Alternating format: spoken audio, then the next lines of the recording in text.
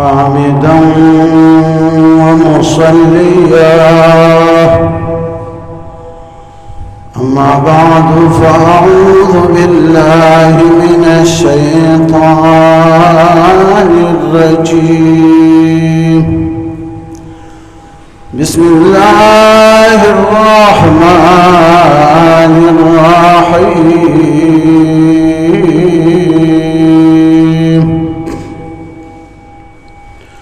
ربنا اغفر لي ولوالدي وللمؤمنين يوم يقوم الحساب.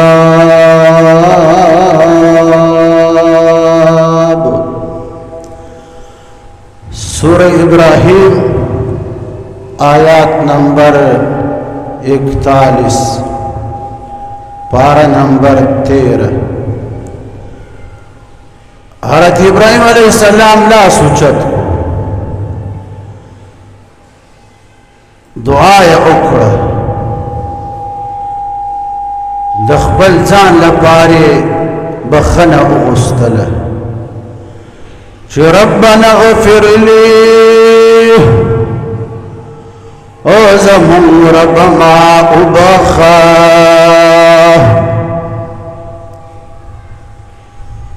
اوس دلته سوال دا ده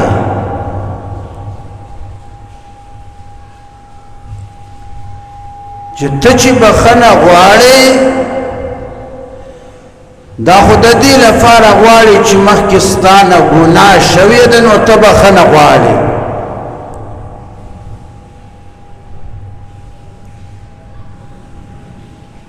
نو دغه ګناه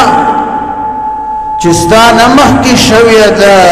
قد سلف قد سبق دغه بخنه مغفرت تل خدای غواړي بل طرف ته وقد ثبت عصمة الأنبياء عليهم الصلاة من الذنوب د انبیاء کرامو عصمت د ګناه نه پاکېدل دا په قرآن او احادیث سره ثابته مسله ده.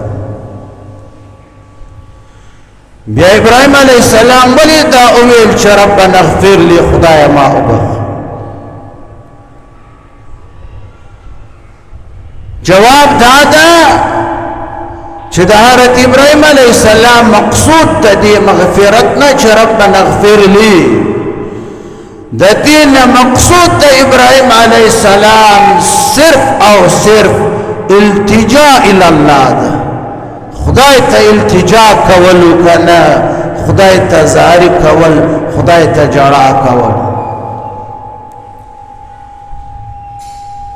او وقطع الطمع من كل شيء الا من فضله وكرمه او بلدا چې د هر څه نه د هر شنه خپل امید کټ کول تمه کټ کول او صرف د الله فضل تکي نستل دا د ابراهيم عليه السلام مقصود او بل دا چې والاعتراف بالعبوديه د ابراهيم عليه السلام مقصد د خپل عبودیت بنده کېدل او اعتراف کولو چې خدای زستا بنده ستا عجز بنده ګورغه پیغمبر چې د چا اولاد کې خدای 14000 انبیاء کرام را لېږلي وو د ګناه نه پاک هغه هم لاس اوچت کو چې ربنا اغفر لي خدای ما وبخ ولوالدي خدای زما مور و پلار وبخه اوس دلته سوال دا ده چې د ابراهیم علیه السلام مور و پلار خو کافر و مشرک و بیا ولې ابراهیم علیه السلام د مور و پلار لپاره د مغفرت دعا وغوښته بل ځای سورہ توبہ کې الله فرمایي ما كان للنبي والذين آمنوا أن يستغفروا للمشركين ولو كانوا أولي قربى من بعد ما تبين لهم أنهم أصحاب الجحيم. سورة توبة کی اللہ فابندی اولگ ولکنا چما کان للنبی یو پیغمبر لرا دا مناسب ندا دا جائز ندا دا اجازت نشتا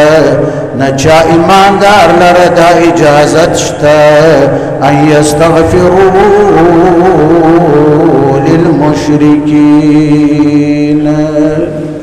چه دا مشرکان لفار دا مغفرت دعا اغوالی استغفار اغوالی دا نچا پیغمبر تا اجازت شتا نچا ایماندار تا اجازت شتا ولو كانوا أولي قربا اگر چاغ خلق چا دی مغفرت ورته غواړي اگر چاغ يخپل وکنا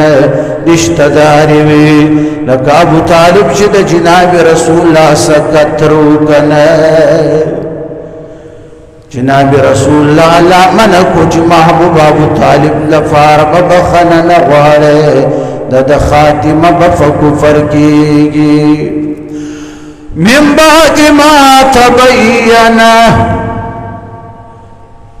بعد ما تبين لهم أنهم أصحاب الجحيم فاستغنى چدی تختار شوا دی تفتع لگیدا چدا جہنم والا دی خاتمه بفکفر پشر باندې کیږي یو طرف تالا فابندی اولگا ولا چه دا کافر لپار با استغفار نغواری بل طرف تارت ابراہیم ولیدا مغفرت دعا اکڑا چه والی والی دیا خدای زمان مرفلار ابخیر دا ولی جواب دادا اللہ خبل قرآن کی جواب ورکڑے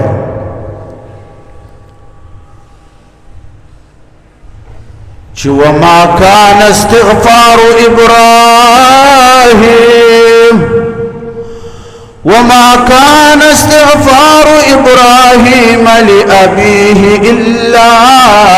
عن موعدة وعدها إياه فلما تبين له أنه عدو لله تبرأ منه إن إبراهيم لأواه حليم. خدای بخبل دی خبری جواب کو چې د حضرت ابراهيم عليه السلام بخن غسل ولوالديا واغفر لأبي إنه كان من الضالين. د ابراهيم عليه السلام بخنم لار ته غسل کنا دا نو دا خبره مگر دا پدی وجه چې ابراهيم عليه السلام لار سره وعده کړی و فلار سره دا وعده کړی و فلار ورته ویل بچیا لأرجمنك واهجرني مليا و ابراهيم کبوتانو پس دی بدر دی پرین خودلے نو سنگسار بدی کڑما زرا نو رکشکنا دا کور دا خار دا عراق نی اشارو کنا حضرت ابراهيم علیہ السلام تلو کی ورطویل سأستغفر لك ربي إنه كان بي حفيا. ویل پلار د زر د زبستا لپاره د خدای دربار کې بخنه وغواړم الله فما ډېر مهربان ده حضرت ابراهیم علیہ السلام دا وعده ورسره کړی و وما كان استغفار ابراهيم لأبيه إلا عن موعدة وعدها إياه فلما تبين له أنه عدو لله تبرأ منه حضرت ابراهيم عليه السلام وعده ورسره کړی و چې زبتا تبخنه غواړم چې کله فتح ورته ولګېد کنه خپل وعده یې پوره کړه چې پته ورته ولګېد چې انه عدو لله الله ورته لا ستا پلار زما دشمن ده د ایمان راوړي د خاتمه به په کفر کېږي تبرأ منه حضرت ابراهيم عليه السلام تینا بیزار شو دفلان لفاره مغفرت دعا پر خودل پر خودو د کافر لفاره د بخنی دعا نشي غستای کنه چو کافر مرشي تدا نشي ویلی چې خدای هغه وبخا خدای نه بخي هغه د کفر حالت کې تللی ده ها که یو کافر ژوندی یو مسلمان د بخنی دعا ورته غواړي نو نیت به دغه دعا نه داوي چې خدای د هدایت توفیق ورکړي د کافر لپاره به دا دعا غواړي چې اللهم اهدهم خدای د هدایت توفیق ورکړي دي او که یو کافر مړ شي حالت کفر باندې د بخنی دعا بیا نشي ورته غوستای نو د ابراهيم عليه السلام هغه عذر خدای په خپل بیان دریم نمبر دا زمون ایمان والو لپاره ډېر لوی خوش خبرې ده او د حضرت ابراهيم عليه السلام فمون باندې دا ډېر لوی احسان لاس یې اوچت کړو چې وللمؤمنین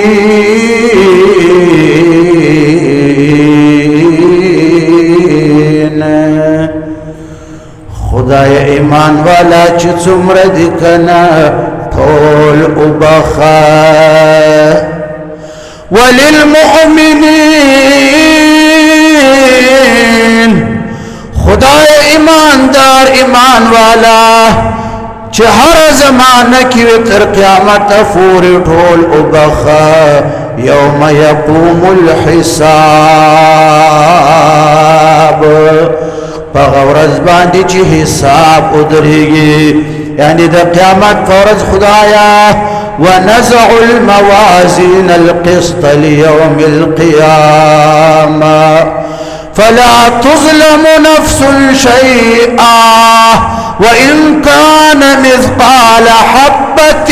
من خردل آتينا بها وكفى بنا حاسبين الله میدان حشر کی بد قیامت پورز ترازو با ادروما یو بلکی بستانی اعمال تللیشی بلکی بدی بد کستانی کیا بد اعمال درائی ددانے دسپیلنی ددانے برابر وغمل بدی امراولم کنا تلکی بیدرواچی ومکنا فمن يعمل مثقال ذرة خيرا يره ومن يعمل مثقال ذرة شرا يره وكفى بنا حاسبين إن الله سريع الحساب الله وعزد حساب لپاره یواز کافی ما ډیر پتون دي سره به حساب عالم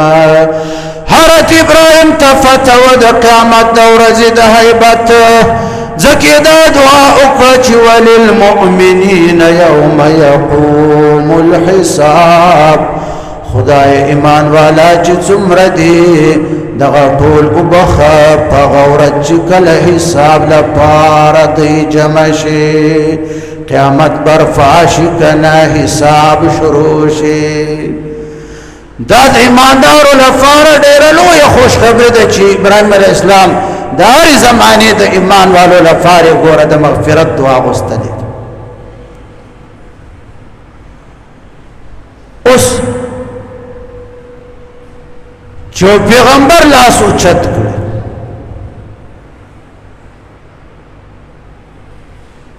چې خدای ایمان والا وبخه بیا د ابراهیم علیه السلام په شان پیغمبر خدای چرته هم د خپل خلیل دعا نه رد کوي لا يرد الله دعاء خلیله د ابراهیم دعا چرته خدای نه رد کوي خدای ضرور قبلې کنه ایمان والا به ټول خدای بخي